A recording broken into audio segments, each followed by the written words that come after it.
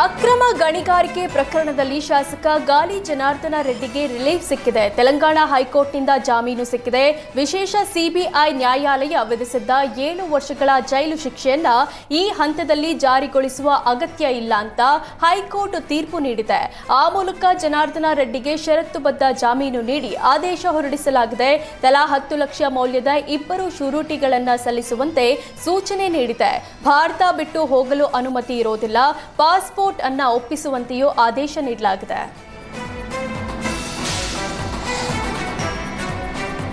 ಕಾಲ್ತುಳಿತ ಪ್ರಕರಣಕ್ಕೆ ಸಂಬಂಧಿಸಿದಂತೆ ಮಾಹಿತಿ ನೀಡುವಂತೆ ಮೈಕಲ್ ಕುನ್ಹಾ ಆಯೋಗ ಸಾರ್ವಜನಿಕ ತಿಳುವಳಿಕೆ ಜಾಹೀರಾತು ನೀಡಿದೆ.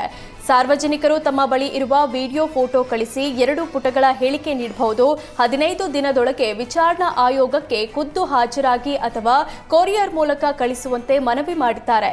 11 ಜನ ಸಾವು, 50ಕ್ಕಿಂತ ಹೆಚ್ಚು ಮಂದಿ ಗಾಯಗೊಂಡಿದ್ದಾರೆ. ಹೀಗಾಗಿ ಘಟನೆಗೆ ಕಾರಣ ಭವಿಷ್ಯದಲ್ಲಿ ಘಟನೆ ಮರುಕಳಿಸದಂತೆ ಮುನ್ನೆಚ್ಚರಿಕೆ ಕ್ರಮ ವಹಿಸಲು ಈ ಕ್ರಮ ತೆಗೆದುಕೊಳ್ಳಲಾಗಿದೆ.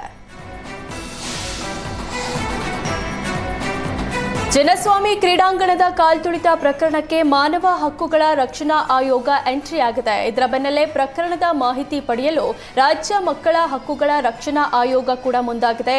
ಕಾಲ್ತುಳಿತದಲ್ಲಿ ಎಷ್ಟು ಮಕ್ಕಳಿಗೆ ಸಮಸ್ಯೆಯಾಗಿದೆ ಅನ್ನೋ ಸರಿಯಾದ ಮಾಹಿತಿ ದೊರಕಿಲ್ಲ. ಹೀಗಾಗಿ ಕಾಲ್ತುಳಿತದಲ್ಲಿ ಭಾಗಿಯಾಗಿದ್ದ ಮಕ್ಕಳ ಬಗ್ಗೆ ಮಾಹಿತಿ ಪಡೆಯಲು ಮುಂದಾಗಿದ್ದಾರೆ. ಕಾಲ್ತುಳಿತದಲ್ಲಿ ಸುಮಾರು 20ಕ್ಕೂ ಹೆಚ್ಚು ಮಕ್ಕಳಿಗೆ ಗಾಯವಾಗಿದೆ. ಸಿಐಡಿಗೆ ಪತ್ರ ಬರೆದ ಮಕ್ಕಳ ಹಕ್ಕುಗಳ ರಕ್ಷಣಾ ಆಯೋಗ ಸಂಭ್ರಮಾಚರಣೆಯಲ್ಲಿ ಮಕ್ಕಳಿಗಾದ ತೊಂದರೆ ಬಗ್ಗೆ ಮಾಹಿತಿ ನೀಡುವಂತೆ ಮನವಿ ಮಾಡಿದೆ. ಜೊತೆಗೆ ಗಾಯಗೊಂಡ ಮಕ್ಕಳಿಗೆ ಸರ್ಕಾರ ಪರಿಹಾರ ನೀಡುವಂತೆ ಆಗ್ರಹಿಸಿದೆ.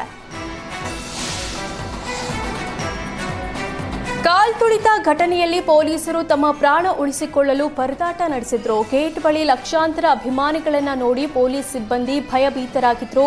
ಅಭಿಮಾನಿಗಳನ್ನ ರಕ್ಷಣೆ ಮಾಡಲು ಹೋದ್ರೆ ನಮ್ಮ ಪ್ರಾಣಕ್ಕೆ ಕುತ್ತು ಬರುತ್ತೆ ಅಂದುಕೊಂಡಿದ್ದ ಕೆಲ ಪೊಲೀಸರು ಹಿಂದೆ ಸರಿದಿದ್ರು. ಸ್ಟೇಡಿಯಂ ಗೇಟ್ ಹೊಡೆದು ಹಾಕಿ ಅಭಿಮಾನಿಗಳು ನುಗ್ಗಲು ಯತ್ನಿಸಿದ್ದಾರೆ. ಈ ವೇಳೆ ಡ್ಯಾಮ್ ಒಡೆದ ನೀರಿನಂತೆ ಅಭಿಮಾನಿಗಳು ಒಳನುಗ್ಗಿದ್ದಾರೆ. ಲಕ್ಷಾಂತರ ಅಭಿಮಾನಿಗಳನ್ನ ನಿಯಂತ್ರಿಸಲಾಗಿದೆ. ಪೊಲೀಸರು ಕಂಗಾಲಾಗಿದ್ರು. ಮತ್ತೊಂದೆಡೆ ಇಡೀ ಚಿನ್ನಸ್ವಾಮಿ ಸ್ಟೇಡಿಯಂ ಡ್ಯಾಮೇಜ್ ಆಗಿದೆ. ಕಾಲ್ತುಳಿತ ಪ್ರಕರಣದಲ್ಲಿ ಕೆಎಸ್ಸಿಎ ನಿರ್ಲಕ್ಷ್ಯ ಬಯಲಾಗಿದೆ. ಈಗ ಗುತ್ತಿಗೆದಾರರಿಗೆ ಕೋಟಿ ಹಣ ಬಾಕಿ ಉಳಿಸಿಕೊಂಡ ಕೆಎಸ್ಸಿಎ ಬಣ್ಣವೂ ಬಯಲಾಗಿದೆ.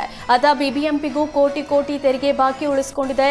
ಇತ್ತ ಗುತ್ತಿಗೆದಾರರಿಗೂ ಕೋಟಿ ಹಣ ನೀಡಿಲ್ಲ.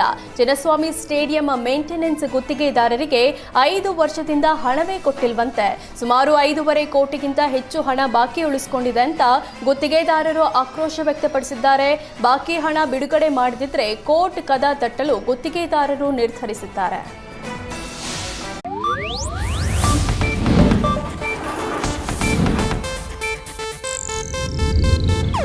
ಇದು ಏಷ್ಯಾನೆಟ್ ನ್ಯೂಸ್ ನೆಟ್ವರ್ಕ್ ಪ್ರಸ್ತುತಿ.